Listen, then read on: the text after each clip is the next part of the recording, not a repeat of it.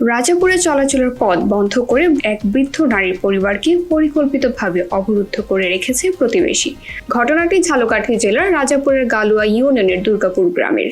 দুর্গাপুর গ্রামের মৃত হানিফ হাওলাদার স্ত্রী ভুক্তভোগী বৃদ্ধা হেলেনা বেগম জানায়, তাদের বাড়ি থেকে চলাচলের পথে বিভিন্ন নির্মাণ সামগ্রী রেখে তাদের পরিবারকে অবরুদ্ধ করে রেখেছে প্রতিবেশী সুলতানের ছেলে জাহিদুল ইসলাম হিরু ও তার স্ত্রী শিল্পী সহ পরিবারের লোকজন।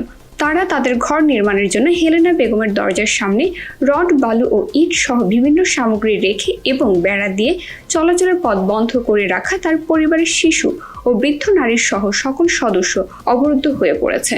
মালামাল রাখা এবং বেড়া দিতে বাধা দেওয়ার অভিযুক্তরা হেলেনা সহ তার পরিবারের সদস্যদের কুপিয়ে জখম সহ হত্যার হুমকি দেয়। এই ঘটনায় আদালতে মামলা ও সালিশ হলে কোনো সুরাহা হয়নি। আমাকে আটকাই রাখছে হিরো আলাদার। এখন বলে কি তারা আপনার সরাইতে বলেন না যে সরাইবে নামতেই দেন একবার দিয়ে মারে কত নাম তো এখন খুব তোরে আমি কোনো মামলা নামেন না। আপনার থানা পুলিশ পুলিশে কখন গেছিলেন? অভিযোগ করছেন কখনো কারো কাছে? না, থানায় কোন কেস করছে না, কোর্টে কেস হয়েছিল দিন না। আচ্ছা, কোর্ট কেস কাছে দিন হেরা তিনটা ঠুকি গেছে, হেরা দুইটা করছে, হেরা করছে একটা, তিনটা ঠুকি গেছে।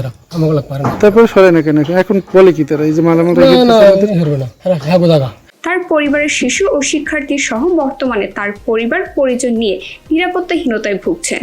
এদিকে অভিযোগ অস্বীকার করে জাহিদুল ইসলাম হিরু ও তার স্ত্রী শিল্পী বেগম জানায়, ঘর নির্মাণের জন্য মালপত্র এনে নিজেদের জায়গায় রেখেছেন, বরং বাধা দিয়ে মামলা করে নির্মাণ সামগ্রী নষ্ট হচ্ছে এবং কাজে বিলম্ব হচ্ছে।